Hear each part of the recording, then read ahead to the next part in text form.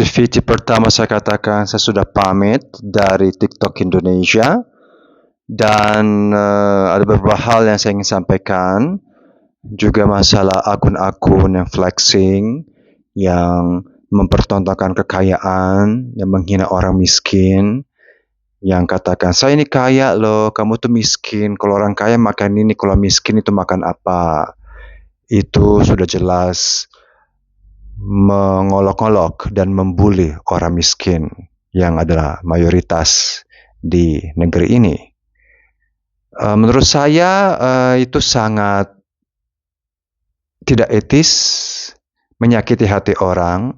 Namun content creator yang menghina strata sosial itu justru diagungkan oleh pihak TikTok. Saya tidak pernah mengangkat orang kaya atau justru mengangkat orang susah, orang miskin.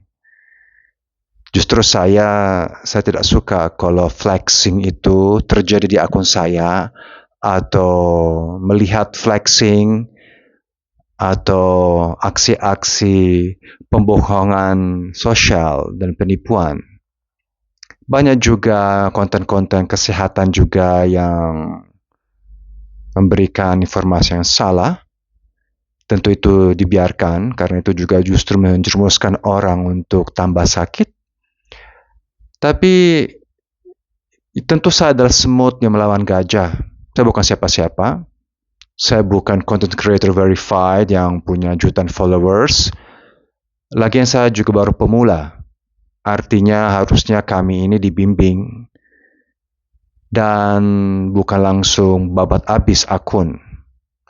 Tentu ini adalah platform kalian TikTok yang kalian merasa kami membutuhkan kalian karena kalian lagi di atas angin. Boleh saja di atas angin, tapi roda itu berputar. Hari ini kalian merasa hebat, kita nggak tahu minggu depan atau bulan depan, semua bisa berbalik. Dan tentu tidak memihak kepada orang yang lemah, justru berpihak kepada orang yang kuat, yang mungkin tujuan Anda adalah untuk mencari uang, TikTok, dengan mandi lumpur, dengan orang-orang bikin konten yang menghina orang, ngata-ngatain orang, justru memfitnah orang. Itu justru akun-akun yang tetap dijaga. Kalau memang harus bayar, kasih tahu saja. Kalau memang ini adalah cara untuk kalian ban akun agar nanti kita ini cari seluk-beluk gimana bisa bayar kalian supaya akun kita dijaga secara cyber dan bla bla bla. Katakan saja dari awal. Karena akhirnya saya juga menjadi toxic dan menjadi mental health, menjadi sakit jiwa lama-lama. Karena pertama ada rasa ketakutan untuk upload konten.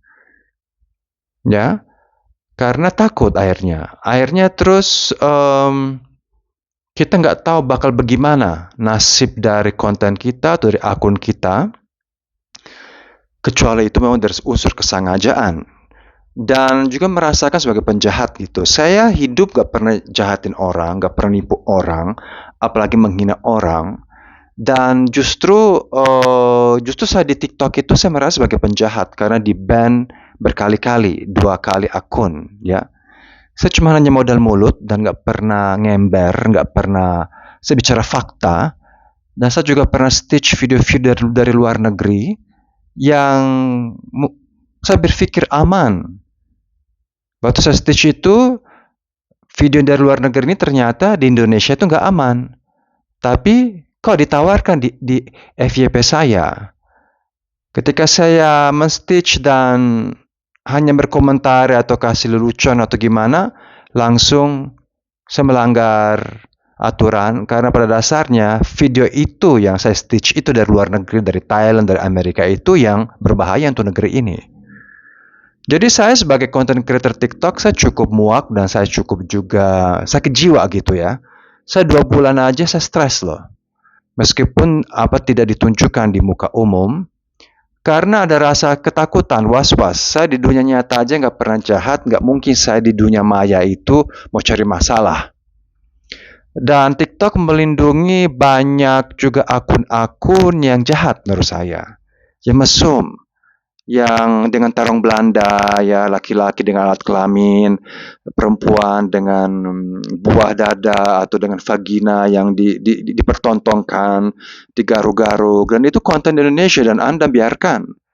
Dan bahkan juga menyudutkan agama tertentu, bahkan persidangan-persidangan yang merupakan juga adu domba, persidangan pejabat, pejabat yang diolok-olok, bahkan presiden pun diolok-olok atau calon presiden diolok-olok. Namun itu tidak digubris oleh Anda, TikTok. Ini adalah suara saya, tentu kalian bisa matiin saja akun saya ini juga yang cuma untuk curhat dan cuma untuk pamit. Matikan saja. Tapi kita percaya karma, ya. Dan kita tahu bahwa di Amerika TikTok mungkin akan di-ban karena sudah masuk juga ke hal-hal yang sangat ranah politik. Dan jangan-jangan Anda justru ini adalah tangan panjang oleh kekuatan-kekuatan yang justru mendukung kejahatan. Itu saja sih menurut saya sih. Kejahatan yang merupakan mendukung asusila, mendukung perkawinan secara sesama jenis, mendukung hal-hal yang tidak pantas diutarakan, membicarakan tentang masalah ranjang, orgasm atau pasangan atau juga gerebek-gerebek hotel yang ada pasangan mesum yang ditangkap oleh oknum atau gimana. Jadi menurut saya banyak contoh-contoh yang sangat tidak baik yang sangat berkontradiksi akan komunitas standar kalian yang kalian bikin tapi kalian langgar sendiri. Dan oleh sebab itu menjadi suatu standar yang kalian langgar sendiri itu. Silakan take down video saya ini yang mungkin saya nggak tahu ini robot atau orang yang akan lihat karena saya seolah-olah melawan Anda. Tapi coba kalian introspeksi diri sendiri, ya. Introspeksi diri sendiri. Saya tidak pernah mengalami hal ini di aplikasi lain. Mau seperti YouTube atau Instagram atau Star Maker. Maksud saya melakukan hal yang sama dan tidak ada rasa ketakutan. Jika memang ada video yang memang melanggar hak cipta atau gimana, itu di take down secara otomatis, tapi bukan seluruh akunnya. Lihat juga berapa ratus ribu orang yang pernah follow saya atau komen-komen. Kalau dari 1000 video ada 3 pelanggaran. Istilahnya itu 1000 ya, dibanding 3 biji yang mungkin melanggar karena itu juga nggak sengaja atau keceplosan atau kita nggak fokus ngomong atau sesuatu yang nggak tahu bahwa itu bakal bahaya. Karena kita patokannya itu di dalam TikTok itu banyak yang aneh, yang mesum, berbahaya, yang nggak pantas. Kalau kita pikir kalau mereka aman, aku pun bisa aman. Itu aja, tolong deh. Aku juga nggak minta kalian buka akun saya, tapi saya hanya mewakili suara banyak orang yang telah menghabiskan waktu, dana juga untuk kalian. Dan uang yang saya punya saweran itu tolong dibalikin lah, meskipun mungkin hanya $100. Ya, dibalikin aja. Jangan akun hilang, semua itu juga kalian tilep, dan aku juga pernah jualan juga produk kalian dari affiliate. Toko untung, aku belum sempat tarik komisi. Kalau mau tutup akun nggak apa-apa, tapi bereskan dulu. Oh, ini uang kamu, ini hak kamu, balikin. Jangan hak saya kalian rampas dan juga kalian menang sepihak. Coba introspeksi. Coba kalau di belakang layar ini sebenarnya ada manusia. Kalau kamu di posisi saya, cek juga video-video saya. Cek 2 akun saya, username saya Om Bule Maksi. Dan sekali lagi, saya masih banyak orang stitch tuh video saya. Kalau kalian ban saya, tolong juga hapus semua video-video yang orang stitch. Karena ketika saya ketik Om Bule Maksi Andrea, masih muncul VT-VT saya dengan orang stitch. Harusnya hashtag juga Om Bule Maksi, hapus sekarang juga. Jangan muka saya kalian pakai untuk orang lain naik pamor, tapi sayanya yang dirugikan. Itu namanya orang jahat. Justru kalian melakukan kejahatan. Kita hanya korban kalian. Terima kasih. Introspeksi dan Jadilah dewasa.